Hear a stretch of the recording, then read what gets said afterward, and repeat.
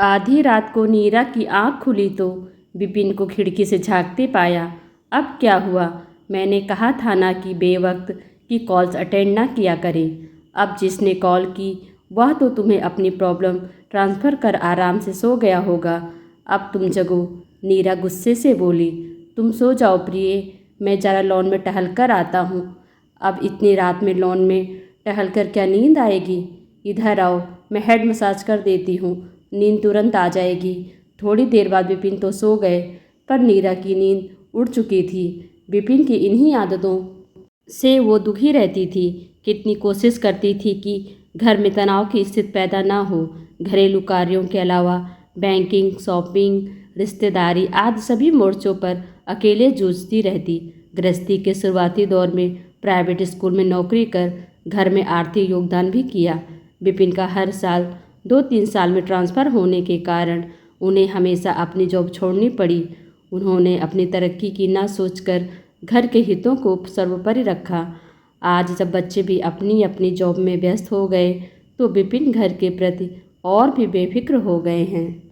अब ज़्यादा से ज़्यादा वक्त समाज सेवा को देने लगे हैं और अनजाने में ही नीरा की अनदेखी करने लगे हैं। हर वक्त दिमाग में दूसरों की परेशानियों को टकराए घूमते रहते हैं। रमेश जी की बेटी का विवाह बिना दहेज के कैसे संपन्न होगा? दिनेश के निकम्मे बेटे की नौकरी कब लगेगी? उसके पिता दिन रात घर बाहर अकेले खटते रहते हैं। शराबी पड़ोसी तो दिन रात अपनी बीवी से पीकर झगड़ता रहता है। उसे कैसे नशा मुक्त केंद्र ले जाया जाए, आदि आदि। नीरा समझा समझा कर थक गई थी। क्या तुम समाज सुधारक हो? अरे जो मदद मांगे उसी की किया करो, सबके पीछे क्यों भागते हो? मगर विपिन पर कोई असर नहीं पड़ता। नीरा आज क्या प्रोग्राम है? यह वर्तिका थी, नए शहर की नई मित्र। कुछ नहीं तो फिर सुन, हम दोनों आज फिल्म देखने चलेंगे, कह वर्तिका ने फ़ोन काट दिया। वर्तिका कितनी जिंदा दिल है, उसी की हम उम्र पर कुंवारी, ऊंचे ओहदे पर मगर ज़मीन से जुड़ी, सादगी पसंद। एक दिन कॉलोनी के पार्क में मॉर्निंग वॉक करते समय फ़ोन नंबरों का आदान प्रदान भी हो गया। फिल्म देखने के बाद भी नीरा चुप सी थी। भाई साहब से झगड़ा हो गया है क्या? वर्तिका ने छेड़ा। नहीं, ऐसी कोई बात नहीं है, तू नहीं समझ पाएगी। नीरा ने टालना चाहा। क्योंकि मेरी शादी नहीं हुई है इसलिए कह रही हो? अरे मर्दों से तो मेरा रोज़ ही पाला पड़ता है, इनकी फितरत को मैं खूब समझती हूँ। अरे तुम तो सीरियस हो गई मेरी प्रगतिशील मैडम। ऐसा कुछ भी नहीं है। दरअसल मैं विपिन की तनाव उधार लेने की आदत से परेशान हूँ। उन्हें कभी किसी के लिए अस्पताल जाना होता है, कभी किसी की ऑफिस वर्क में मदद करनी होती है। नीरा उसे विस्तार से बताती चली गई। अच्छा एक बात बताओ कि क्या विवाह के शुरुआती दिनों में ही विपिन ऐसे हैं या फिर अब ऐसे हुए? कॉफ़ी शॉप में बैठते हुए वर्तिका ने पूछा। शादी के 10-15 साल तो घरेलू जिम्मेदारियां ही इतनी अधिक थी, बच्चे छोटे थे, किंतु जैसे जैसे बच्चे अपने पैरों पर खड़े होते गए विपिन की जिम्मेदारियां कम होती गईं। अब तो विवाह के 26 साल बीत चुके हैं, बच्चे भी अलग शहरों में हैं। अब तो इन्हें घर से बाहर रहने के 10 बहाने आते हैं। नीरा उकताकर बोली। तुम्हारे आपसी संबंधों पर इसका असर तो नहीं पड़ रहा है? वर्तिका ने पूछा। मैंने पहले इस विषय पर नहीं सोचा था, मगर अब लगता है कि हमारे संबंधों के बीच भी पर्दा सा खिंच गया है। तो मैडम अपने बीच का पर्दा उठाकर खिड़कियों में सजाओ, अपने संबंध सम्मान्य करो। उन्हें इतनी फुर्सत ही क्यों देती हो कि वे इधर उधर उलझे रहें? वर्तिका दार्शनिकों की तरह बोली। तुम ठीक कहती हो, अब यह मैं भी करके देखती हूँ। और फिर नीरा शरारत से मुस्कुराई तो वर्तिका भी हंस पड़ी। आज विपिन को घर कुछ ज़्यादा ही साफ व सजा नजर आया। बेडरूम में भी ताजे फूलों का गुलदस्ता सजा मिला। आज नीरा का जन्मदिन तो नहीं, या फिर किसी बेटे का? विपिन ने सोचा, पर कोई कारण ना मिला तो रसोई की तरफ बढ़ गए। वहाँ उन्हें नीरा सजी धजी उनकी मनपसंद डिशेस तैयार करती मिली। क्या बात है प्रिय, बड़े अच्छे मूड में दिख रही हो आज। विपिन नीरा के पीछे खड़े हो बोले। अजी ये सब आपकी और अपनी खुशी के लिए कर रही हूँ। कहाँ जाता है कि बड़ी बड़ी खुशियों की तलाश में छोटे छोटे खुशियों को नहीं भूल जाना चाहिए। अच्छा तो यह बात है, आई एम इम्प्रेस्ड। रात नीरा ने गुलाबी रंग का साटन का गाउन निकाला और स्नान घर में घुस गई। तुम नहा रही हो? देखो मुझे रोहित ने बुलाया है, मैं 1 घंटे में लौट आऊँगा। विपिन ने जोर से स्नान घर का दरवाज़ा खटखटाकर कहा। नीरा ने एक झटके में दरवाज़ा खोल दिया। वे विपिन को अपनी अदा दिखाकर रोकने के मूड में थी, मगर विपिन अपनी धुन में बायकर चलते बने। 2 घंटे इंतजार के बाद नीरा का सब्र का बांध टूट गया। वह अपनी बेकदरी पर फूट फूट कर रो पड़ी। आज उन्हें महसूस हुआ जैसे उनकी अहमियत अब विपिन की ज़िंदगी में कुछ भी नहीं रह गई है। दूसरे दिन नीरा का उखड़ा मूड देखकर जब विपिन ने अपनी गलती का एहसास हुआ तो उन्होंने रात में नीरा को अपनी बाहों में भरकर सारी कसक दूर करने की ठान ली। मगर आक्रोशित नीरा उनकी बाहें झटक कर बोली, हर वक्त तुम्हारी मर्जी नहीं चलेगी। विपिन सोचते ही रह गए कि खुद ही आमंत्रण देती हो और फिर खुद ही झटक देती हो। औरतों का यह तिरिया चरित्र कोई नहीं समझ सकता। उधर पीठ पलट कर लेटी नीरा की आंखें डबडबाई हुई थी। वे सोच रही थी कि क्या वे सिर्फ हैंड मार्च की पुतला भर हैं। उनके अंदर दिल नहीं है क्या? जब दिल ही घायल हो तो तन से क्या सुख मिलेगा? 2 महीने के बाद वर्तिका और नीरा फिर उसी कॉफ़ी शॉप में बैठी थी। नीरा, तुम्हारी हालत देखकर तो यह नहीं लग रहा है कि तुम्हारी ज़िंदगी में कोई बदलाव आया है। तुमने शायद मेरे सुझाव पर अमल नहीं किया।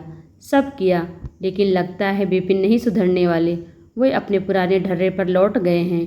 कभी अस्पताल, कभी ऑफिस का बहाना, लेट लतीफ़ी फ़ोन पर लगे रहना, समाज सेवा के नाम पर देर रात लौटना। मुझे तो अपनी ज़िंदगी में अब तनाव ही तनाव दिखने लगा है। बच्चे बड़े हो गए हैं, उनकी अपनी व्यस्तताएं हैं और पति की अपनी। सिर्फ मैं ही एक बिल्कुल बेकार हो गई हूँ, जिसकी किसी को भी ज़रूरत नहीं रह गई है। नीरा के मन का गुबार फूट पड़ा। मुझे देख, मेरे पास ना तो पति है और ना ही बच्चे। वर्तिका बोल पड़ी, पर तेरे जीवन का लक्ष्य तो है। ऑफिस में तो तेरे मातहत पुरुष भी हैं जो तेरे इशारों पर काम करते हैं। मुझे तो घर पर काम वालियों की बिचरौरी करनी पड़ती है। नीरा रुआसी हो उठी। अच्छा, दुखी न हो, सुन, एक उपाय बताती हूँ। उसे करने पर विपिन तेरे पीछे पीछे भागने लगेंगे। क्या मतलब? मतलब एकदम साफ है। तूने अपने घर को इतना व्यवस्थित और सुविधा युक्त कर रखा है कि विपिन घर और तेरे प्रति अपनी जिम्मेदारियों से निश्चिंत हैं और अपना वक्त दूसरों के संग बांटते हैं। तेरे लिए सोचते हैं कि घर की मुर्गी है, जब चाहे हलाल कर लो। मेरी समझ में कुछ नहीं आया। नीरा उलझन में पड़कर बोली, तो बस इतना समझ ले, विपिन को तनाव लेना पसंद है तो तू ही उन्हें तनाव देना शुरू कर दे, तब वे तेरे पीछे भागने लगेंगे। सच में? एकदम सच। तो फिर यही सही, कह नीरा ने एक बार फिर से अपनी गृहस्थी की गाड़ी को पटरी पर लाने के लिए कमर कस ली। सुनो, यह 105 नंबर वाले दिनेश जी हैं ना? उनकी पत्नी को विवाह के 5 वर्ष बाद ही गुजर गई थी। फिर भी उन्होंने अपनी पत्नी के गम में दूसरी शादी नहीं की।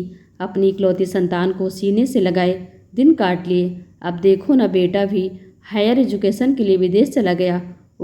तुम्हें कब से कॉलोनी वासियों की खबरें मिलने लगी? तुम तो अपनी ही गृहस्थी में मग्न रहती हो। विपिन को नीरा के मुख से यह बात सुनकर बड़ा आश्चर्य हुआ। अरे, कल घर आए थे ना उत्सव पार्टी का निमंत्रण देने? मैंने भी चाय ऑफर कर दी। देर तक बैठे रहे। अपनी बीबी और बेटे को बहुत मिस कर रहे थे। ज़्यादा मुंह न लगाना, ये भी धुर बड़े कैया होते हैं। एक आंख से अपनी बीबी का रोना रोते हैं और दूसरे से दूसरी बीबी को ताड़ते हैं। तुम पुरुष होते ही ऐसे हो, दूसरे मर्द की तारीफ सुन ही नहीं सकते। इतने सरल हृदय के हैं। वे बेचारे तुम्हारे ही उम्र के होंगे, पर देखो अपने को कितना मेंटेन कर रखा है। एकदम युवा लगते हैं। तुम कुछ ज़्यादा ही फिदा तो नहीं हो रही हो उन पर? अच्छा छोड़ो, मेरा टिफ़िन दो फटाफट, मैं लेट हो रहा हूँ। और हाँ, हो सकता है आज मैं देर से आऊँ, तो इसमें नई बात क्या है? नीरा ने चिढ़कर कहा। तो विपिन सोच में पड़ गए। शाम को जल्दी घर आकर उन्होंने नीरा को चौंका दिया। अरे मैडम, इतना सज धज कर कहाँ जाने की तैयारी हो रही है? यूं ही जरा पार्क का एक चक्कर लगाने की सोच रही थी। वहाँ सभी से मुलाकात भी हो जाती है और कॉलोनी के हालचाल भी मिल जाते हैं। विपिन हाथ मुँह धोने गए तो नीरा ने उनका फ़ोन चेक किया कि आज जल्दी आने का कोई सुराग मिल जाए, पर ऐसा कुछ नहीं मिला। आज क्या खिलाने वाली हो नीरा? बहुत दिन हो गए तुमने दाल कचौरी नहीं बनाई। शुक्र है तुम्हें कुछ घर की भी याद है। नीरा के चेहरे पर उदासी थी। यहाँ आओ नीरा, मेरे पास बैठो। तुमने पूछा ही नहीं कि आज मैं घर जल्दी कैसे आ गया, जबकि मैंने बोला था कि मैं देर से आऊँगा। याद है? हाँ, मुझे सब याद है, पर पूछा नहीं तुम से। मैं अपने सहकर्मी रोहित के साथ हर दिन कहीं न कहीं व्यस्त हो जाता था। आज सुबह उसने बताया कि उसकी पत्नी अवसाद में आ गई थी, जिस पर उसने ध्यान ही नहीं दिया था। कल रात वह अचानक चक्कर खाकर गिर पड़ी तो अस्पताल लेकर भागा। वहीं पता चला कि स्त्रियों में मोनोपॉज के बाद ऐसा दौर आता है जब उनकी उचित देखभाल ना हो तो वे डिप्रेशन में चली जाती हैं। डॉक्टर का कहना है कि कुछ महिलाओं में अति भावुकता व अपने परिवार में पकड़ बनाए रखने की आदत होती है और उम्र के इस पड़ाव में जब पति और बच्चे इग्नोर करने लगते हैं तो वे बहुत हर्ट हो जाती हैं। अतः ऐसे समय में उनके पौष्टिक भोजन व स्वास्थ्य का ख्याल रखना चाहिए, वरना वे डिप्रेशन में जा सकती हैं। मुझे क्यों बता रहे हो? नीरा पलटकर बोली। सीधी सी बात है, मैं तुम्हें समय देना चाहता हूँ ताकि तुम खुद को अपेक्षित महसूस ना करो। तुम भी तो इसी उम्र से गुजर रही हो। अब शाम का वक्त तुम्हारे नाम हम साथ मिलकर सामाजिक कार्यक्रमों में हिस्सा लिया करेंगे। तो दोस्तों, आपको यह कहानी कैसी लगी कमेंट कर हमें ज़रूर बताएं। वीडियो को लाइक कर चैनल को सब्सक्राइब करना बिल्कुल भी ना भूलें। Thanks for watching.